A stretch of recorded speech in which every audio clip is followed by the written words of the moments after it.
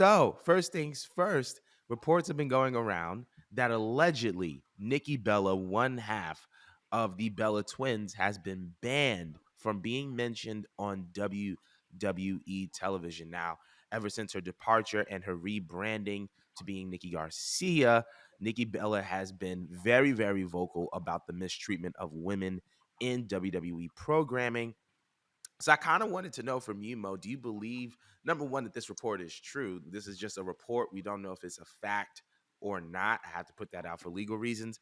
But if it is true, do you believe that this is true? And do you believe that it is tied to the criticism of the women's division by Nikki Bella?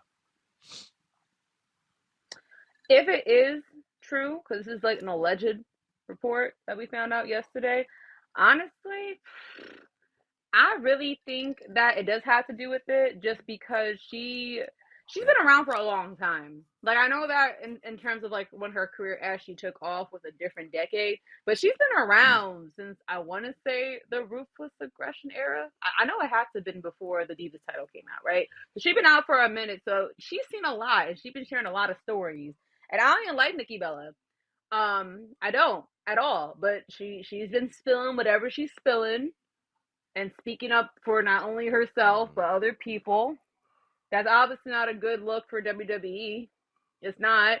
And if I were them, yeah, considering everything that they done for them, I would wipe them off the face of the planet too.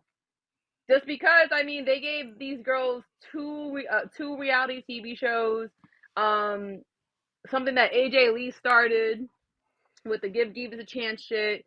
They basically rebranded that concept and slapped it onto the Bellas and let the Bellas just go full fledged and sprint with the concept of them starting Mhm. this evolution and left Miss AJ Lee in the background. And AJ Lee didn't even do the damage that the Bellas twins did. Y'all saw how they asked her. It would not shock me after all the shit talking they did for how much they gave the Bellas that Mhm. this is their punishment.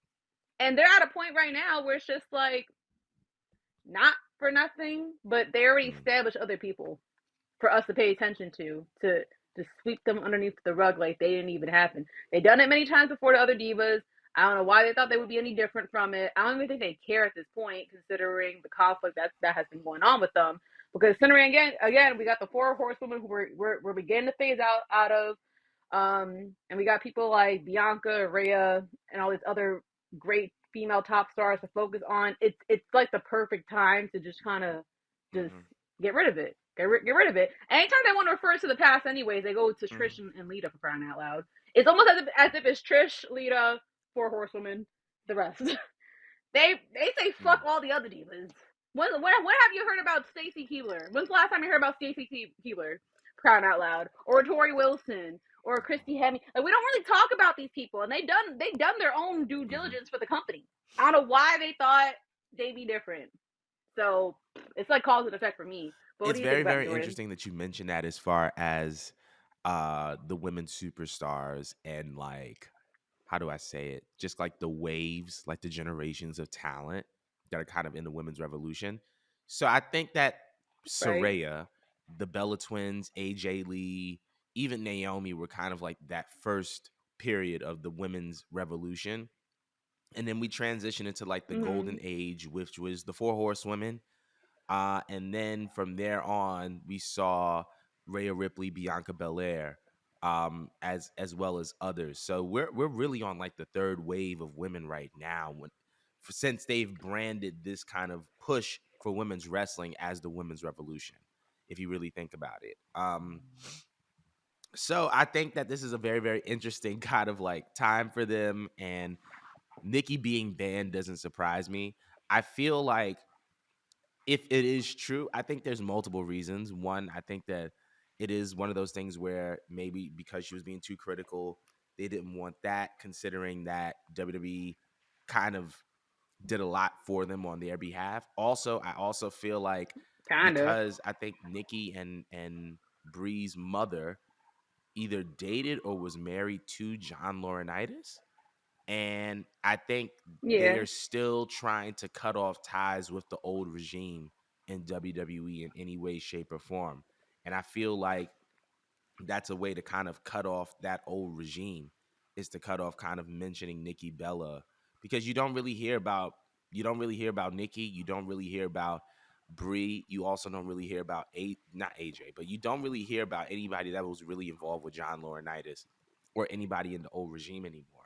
So I think that that's another big part of it. But yeah, like I think that if this is true, this is a very, very weird circumstance because Nikki's right.